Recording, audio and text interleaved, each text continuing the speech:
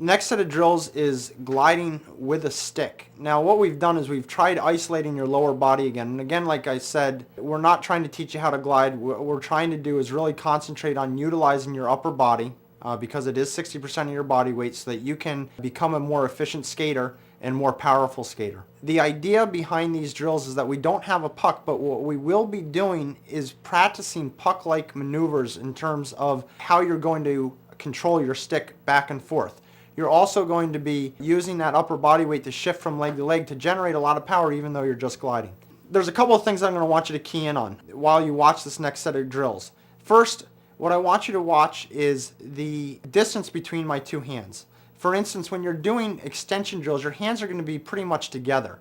While when you do elbow explosion drills, you're going to have your hands a little bit farther apart and you're going to be bent at your waist a little bit more so that you're going to be able to explode forward faster. And it applies to both going forward and backward. The other thing is I want you to watch obviously the angle of your back. I've mentioned that 3 times now, but if you do watch the angle of your back, that's the key to getting onto the balls of your feet.